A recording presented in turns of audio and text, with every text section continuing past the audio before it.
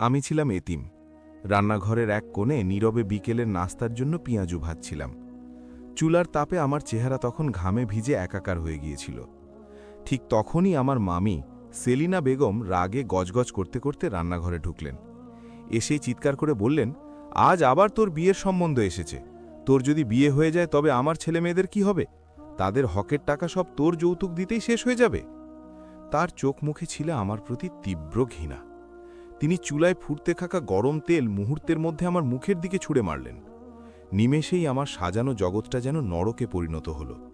ফুটন্ত তেলে আমার মুখ ঝলসে গেল, চামড়া পুড়ে কুঁকড়ে যেতে লাগল। যন্ত্রণায় আমি চিৎকার করছিলাম, কিন্তু তিনি নিষ্ঠুর হেসে উল্টো বললেন, নে, এখন এই পোড়া চেহারার জন্য আর কোনো সম্বন্ধ আসবে না। আমার বাঁচার শেষ আশা, শেষ সম্বলটুকুও যেন নিভে গিয়েছিল। কিন্তু আমি সূরা আর রহমান সম্পর্কে অনেক শুনেছি এর অলৌকিক বরকতের কথা। সেই রাতে যন্ত্রণায় কাঁপতে থাকা হাতে আমি কুরআন